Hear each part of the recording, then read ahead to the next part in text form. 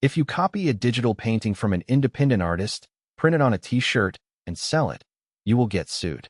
But if that exact same image was generated by an artificial intelligence, the law says you can take it, copy it, and monetize it, and the person who generated it cannot do a single thing to stop you. For the last few years, the internet has operated under a massive collective delusion that typing a highly specific prompt into a text box makes you the legal owner of the output. It does not. But as we sit here in 2026, a multi-billion-dollar digital art industry has quietly found a backdoor. Digital production houses, video game studios, and corporate design firms are no longer arguing that their prompts are creative. Instead, they are completely changing how they build digital assets, exploiting a legal loophole known as the generative AI supply chain. By mapping out exactly where human hands touch the data before, during, and after the machine does its work, they are successfully claiming ownership over assets that the courts previously declared uncopyrightable. To understand why this loophole exists, we have to look at the sheer scale of the digital art market. This is a massive industry comprising video game assets, advertising campaigns, and streaming visual effects. In this world, intellectual property is the only currency that matters. If a major entertainment studio cannot legally own the copyright to a main character in their new animated series, they cannot license merchandise, they cannot sue copycats, and they cannot protect their investment. When generative AI first burst into the mainstream, corporations saw a massive opportunity to slash production costs. But their legal departments quickly realized they had run straight into a brick wall. The law requires a human creator. Because pure AI-generated assets immediately fall into the public domain, using them raw is a commercial suicide mission. If a studio releases a film featuring an AI-generated protagonist, any competitor can legally copy that character, put it in their own movie, and sell it. This created an existential paradox. The technology to create high-quality art instantly was here, but using it in its pure form rendered the resulting product commercially worthless. Most people believe that if they spend 6 hours tweaking a text prompt, adding specific camera lenses, lighting styles, and artistic influences, they have put enough intellectual labor into the work to claim ownership.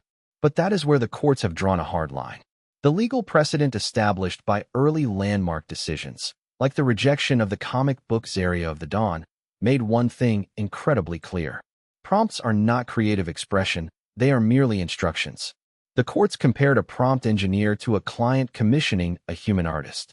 If you tell a painter to paint a sunset over a mountain with warm orange tones and a cabin in the valley, the painter owns the copyright to the resulting canvas, not you.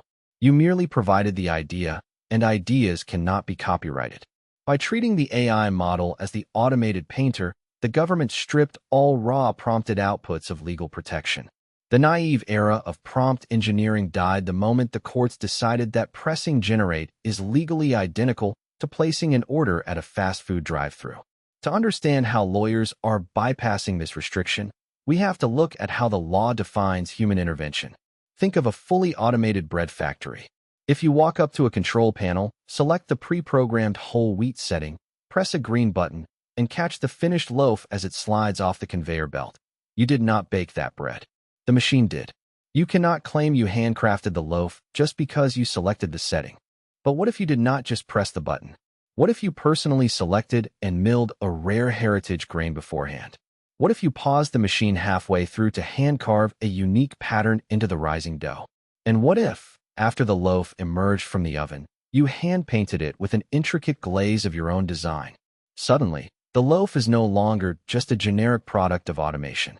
It is a collaborative sculpture where the machine was merely a heated chamber.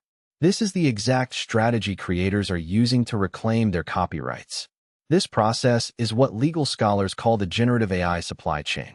Instead of trying to copyright the final image that comes out of the generator, savvy creators are now copyrighting their human inputs at multiple distinct stages of production.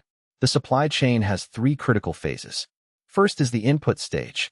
Instead of typing text, creators are feeding the system their own hand-drawn sketches, custom color palettes, and photography to guide the composition. The second phase is model customization.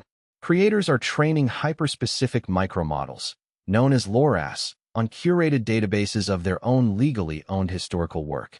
This ensures the engine can only output variations of their proprietary style. The third phase is post-processing. Once the generator outputs an image, the artist pulls it into professional editing software, manually painting over structural errors, compositing multiple elements together, and heavily adjusting the light and geometry. By documenting this entire pipeline, creators can prove to the Copyright Office that the AI was not a black box making independent decisions, but rather a highly complex paintbrush guided by human intent. While this supply chain strategy is gaining ground in Western courts, the global legal landscape is rapidly fracturing, creating a bizarre geographic loophole. In the United States, the threshold for human authorship remains incredibly high, requiring extensive proof of manual control. However, other global jurisdictions are taking a vastly different approach to protect their domestic technology sectors. In China, for instance, the Beijing Internet Court ruled that an AI-generated image was protectable by copyright because the user had spent significant time adjusting prompts, parameters, and negative keywords to fine-tune the output. This represents a massive international divide.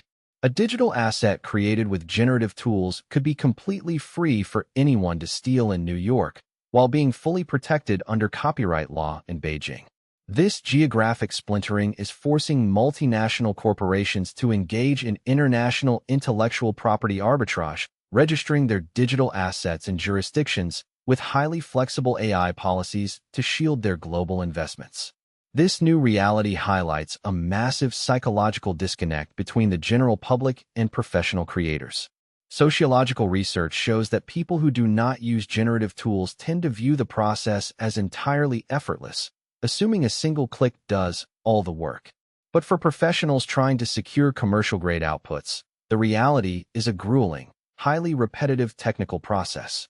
To make an AI output commercially viable, an artist might have to generate thousands of iterations, build custom masks, fix anatomy frame by frame, and stitch together dozens of different generations.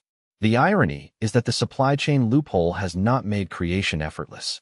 It has simply shifted the labor from manual drawing to high-intensity curation, engineering, and digital compositing. Creators are working just as hard, but their tools are so controversial that they must constantly struggle to prove to both the public and the courts that their fatigue is real, and that their exhaustion is a testament to their authorship. We are moving into an era where the concept of the solo artist working with a simple canvas is being replaced by the pipeline engineer.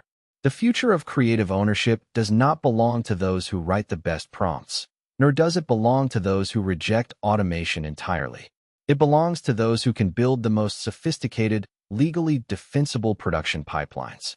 By treating generative AI as a single link in a highly controlled human supply chain, creators are successfully reclaiming their agency and their property rights. The law is slow, and its definitions of human creativity are deeply outdated. But as courts continue to struggle with where the machine ends and the human begins, the artists who document their process, curate their data, and master the pipeline will be the ones who own the future of digital culture.